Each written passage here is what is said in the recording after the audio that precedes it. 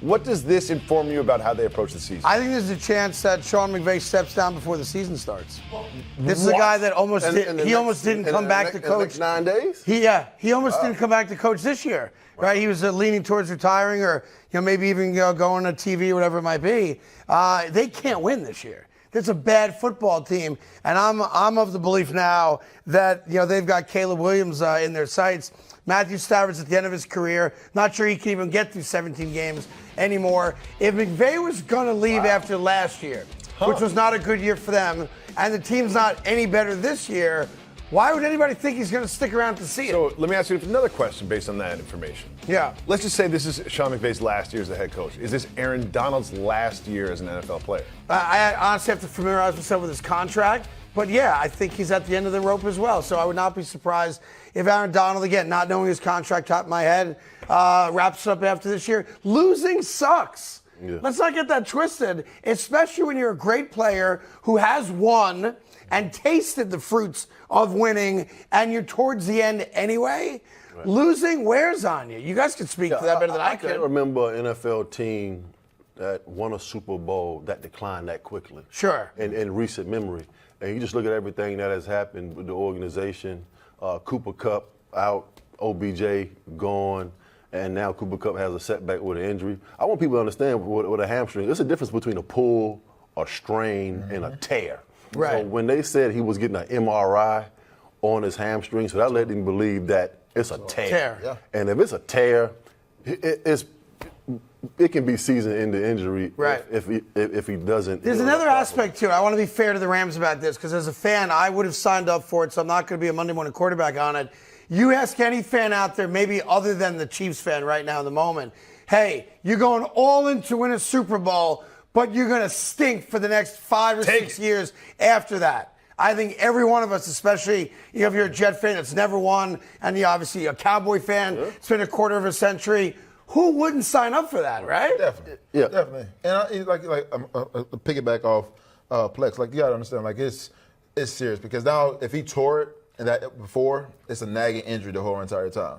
Because now you're not getting back to full strength. And that's honestly, if you tear, it's probably a 6-week process, 6 to 7 week process just for that to get through. Now you got to try to run again. You may still feel that a little nag or a little pull if you're not doing everything you're supposed to do. Think about the team you're coming back to. After rehabbing and coming back, now we're 6-7 weeks into the season. What's the record of the Rams? Yeah, you're coming back week 8, week 9, and you're 2-7. What's the point? What are we doing? Whatever the record is going to be. He's missed a lot of games in the last 4 years, Cooper You're Kupp. looking at the possibility of your Cooper Kupp. What are the odds of Caleb Williams staying in the state of California and going right down the street and being the number one? I think there's better odds that Caleb says, I'll come out of school to go play for the Rams than he will for Arizona. It's a dog fight between the Cardinals and the Rams. No, we're going to lose. No, we're going to lose. Kick the ball. In the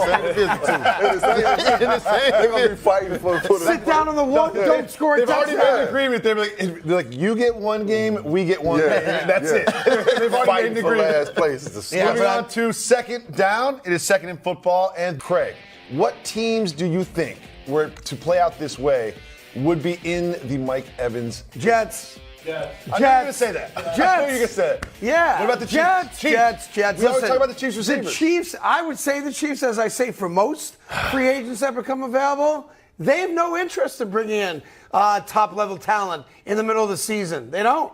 What about the Giants? Yeah, I would say Giants. Why not?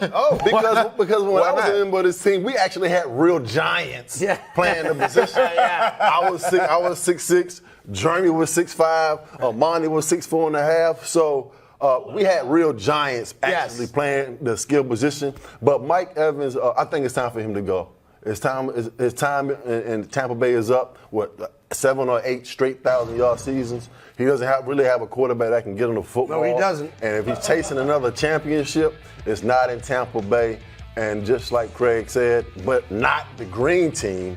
Come over to the blue side. You team him up with Hyatt, Darren Waller, and now you got a 6'6" wide receiver. Mm-hmm. Now we're talking about football. With Saquon Barkley in the back. Now we're talking about football. Now we're talking championship. Add this man to the roster, and I'm telling you, Brian Daboll, Joe Sheehan, if you're listening, Go get Mike Evans, please. Yeah, He's the last of the Mohicans. We got all these little guys running around, 5'8", 5'9". He's the last of the Mohicans. Yeah. He's taller than 6'5". I love him. Let's go, Mike Evans. Yeah, all right. There's Plax doing his bidding Let's for the go. Giants. Yeah, there you go. Remember this, though. Aaron Rodgers took less money, so the Jets could acquire a contract like Mike's. We've talked about it before, like a Devontae Adams if he's unhappy in Vegas. I never once thought that the Giants would be a good location or destination for him. Absolutely it But I is. can't argue it. Because you don't think about the Giants. Yeah. And here's why. Right now in the moment, Jets, Giants. No. Jets. In terms of perception, that's absolutely true. In terms of actual football teams, it's a lot. Man, I don't know whose side you on today, man. You just keep you trying to be a hater. I You're can't not a hater. You're trying to find a reason to hate the Jets. I don't know what's going on with you. I'm trying to hate the Jets. It's not working. I cannot do it. I like this football At team. this stage of our relationship, do you trust me a little bit? Just a little bit? Teeny bit? Little bit. Do you trust me enough to close your eyes just for a second? Absolutely not. No, I'm not closing my eyes around you. That's not gonna happen. No, because I was just thinking that this hat might look good on Plaxico Burress. No, it wouldn't. He had, hey, no, there's pictures of him with that hat on now. Well, and he looked great in green. I didn't wear the full hat. I wore the visor. You want that one? Oh, you can throw that in the garbage. Oh, I'm sorry. Yeah, that ain't no good. I picked the wrong one. You want that one? Yeah, There you go. Just for the look, Craig. You want to throw that one on? There we go. Look at that. You know it, man. New York football. New York football. That's called Last of the Mohicans. There we go. Now we move on to third and football. You mentioned him earlier, Plax, Jalen Hyde. Go ahead. Let's say he's changed to 17, said he wanted to start his own legacy with the number. How would you feel? Would that be an homage? Would that be respect? Or would that be a little bit of disrespect? This is what I don't understand about this story. It was brought to my attention that Jalen Hyde actually reached out to OBJ and asked him, was it okay to wear the number 13? Why in the hell are you calling OBJ for to ask him if it's okay to wear his number? You're right. Or the number 13? Because the Giants are not retiring OBJ's That's what I number. said. It must be a younger player generation thing because the last time I love OBJ. Yes. He's one of the best talents we've ever seen play this game. But to call him and he's 3 teams removed from the Giants, it's not like his jersey's in the rafters. Never gonna be. You know, he's won a championship here or anything like that. But why do you call OBJ and ask him, can I wear your number? I don't understand that. I don't understand. I'll say this. This is what it is. He already said he's a fan. Right. A fan. He was a fan. He was a fan. Like, Right. hey, a fan gonna ask them where your jersey on. If they go to your football team, I guess.